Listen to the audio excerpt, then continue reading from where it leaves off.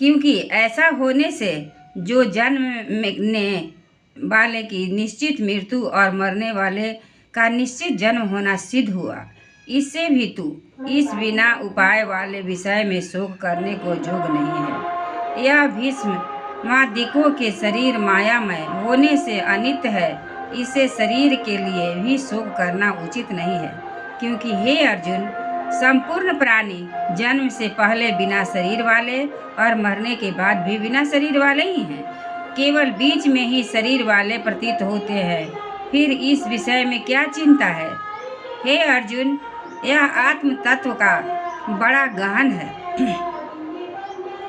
इसलिए कोई महापुरुष ही इस आत्मा को आश्चर्य की ज्यों देखता है, और वैसे ही दूसरा कोई महापुरुष ही निश्चय आश्चर्य की ज्यों इसके तत्व को कहता है, और दूसरा कोई ही इस आत्मा को आश्चर्य की ज्यों सुनता है, और कोई कोई सुनकर भी इस आत्मा को नहीं जानता। हे अर्जुन, यह आत्मा सबके शरीर में सदा ही अवध है, जिसका वध नहीं किया जा सके है। इसलिए संपूर्ण भूत प्राणियों के लिए तू शोक करने को जोग नहीं है, और अपने धर्म को देखकर भी तू भय करने को जोग नहीं है।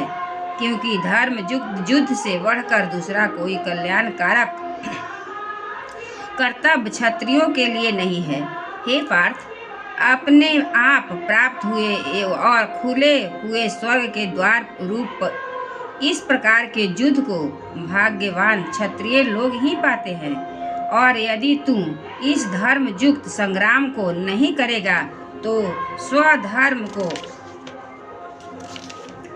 और कीर्ति को खोकर पाप को प्राप्त होगा, और सब लोग तेरी बहुत काल तक रहने वाली अपकीर्ति को भी कथन करेंगे, और वह अपकीर्ति माननीय पुरुषों के लिए मरण से भी अधिक बुरी होती है, और जिनके तू बहुत माननीय होकर भी अब तुच्छता को प्राप्त होता होगा, वे महारथी लोग तुझे भय के कारण युद्ध से उपराम हुआ मानेंगे, और तेरे बैरी लोग तेरे सामर्थ्य की निंदा करते हुए बहुत से न रहने जो करने जोग वचनों को कहेंगे। फिर उससे अधिक दुख क्या होगा? इससे युद्ध करना तेरे लिए सब प्रकार से अच्छा है। क्योंकि या तो मरकर स्वर्ग को प्राप्त होगा, अथवा जीतकर पृथ्वी को भोगेगा। इससे हे अर्जुन, युद्ध के लिए निश्चय वाला होकर खड़ा हो जाओ। यदि तुझे स्वर्ग तथा राज्य की इच्छा न हो तो भी दुख सुख लाभ हानि और जय पराजय को समान समझकर उसके उपरांत युद्ध के लिए तैयार हो। इस प्रकार युद्ध करने से तू पाप को प्राप्त नहीं होगा। हे पार्थ, यह बुद्धि तेरे लिए ज्ञान योग यानी ज्ञान योग विषय में कही गई, और इसी को अब निष्काम कर्म योग विषय में सुन। जिस बुद्धि से युक्त हुआ तुम कर्मों के बंधन को अच्छी तरह से नाश करेगा। इस निष्काम कर्म योग में आरंभ का अर्थात बीज का नाश नहीं है, और उल्टा फल रूप दोष भी नहीं होता है। इसलिए इस निष्काम कर्म योग रूप धर्म का थोड़ा भी साधन जन्म मृत्यु रूप महान भय से उद्धार कर देता है। हे अर्जुन, इस कल्याण मार्ग में निश्चयात्मक बुद्धि एक ही है, और अज्ञानी सकामी पुरुषों की बुद्धियाँ बहुत भेदों वाली अनंत होती है। हे अर्जुन, जो सकामी पुरुष केवल फल श्रुति से में प्रीति रखने वाले, स्वर्ग को ही परम श्रेष्ठ मानने वाले, इससे बढ़कर और कुछ नहीं है ऐसा कहने वाले हैं, वे अविवेकी जन्म रूप कर्म फल को जानने वाली और भोग तथा ऐश्वर्य की प्राप्ति के लिए बहुत सी क्रियाओं के विस्तार वाली है। इस प्रकार की जिस दिखाऊ शोभा युक्त वाणी को कहते हैं, उस वाणी द्वारा हारे हुए चित्त वाले तथा भोग और ऐश्वर्य से आसक्ति वाले उन पुरुषों के अंतःकरण में निश्चयात्मक बुद्धि होती है। हे अर्जुन, सब वेद तीनों गुणों के कार्य रूप संसार को विषय करने वाले अर्थात प्रकाश करने वाले, इसलिए तू असंसारी अर्थात निष्कामी और सुख दुख वाले द्वंद्वों से रहित नित्य वस्तु में स्थिर और योग क्षेम को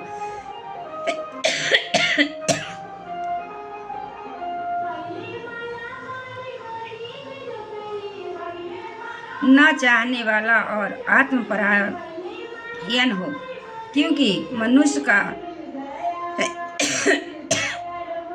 सब ओर से परिपूर्ण जलाशय के प्राप्त होने पर छोटे जलाशय में जितना प्रयोजन हो रहता है, अच्छी प्रकार ब्रह्म को जानने वाले ब्राह्मण का भी सब वेदों में उतना ही प्रयोजन रहता है। अर्थात वैसे बड़े जलाशय के प्राप्त हो जाने पर जल के लिए छोटे जलाशय की आवश्यकता नहीं रहती, वैसे ही ब्रह्मानंद की प्राप्ति होने पर आनंद के लिए वेदों की आवश्यकता नहीं होती।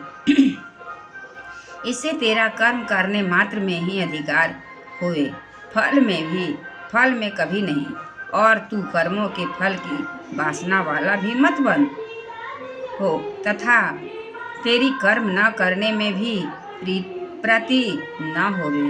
हे धनंजय, आसक्ति को त्याग कर और सिद्धि और असिद्धि में समान बुद्धि वाला होकर योग में स्थित हुआ कर्मों को कर यह समत्व भाव ही योग नाम से कहा जाता है।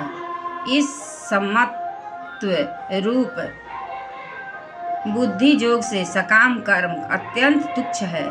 इसलिए हे धनंजय, समत्व बुद्धि योग का आश्रय ग्रहण कर, क्योंकि फल की वासना वाले अत्यंत दीन हैं। समत्व बुद्धि युक्त पुरुष पुण्य पाप दोनों को इस लोक में ही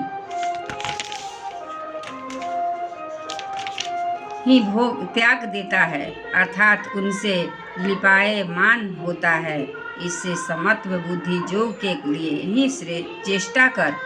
यह समत्व बुद्धि रूप योग की ही कर्मों से में चतुरता है, अर्थात कर्म बंधन से छूटने का उपाय है।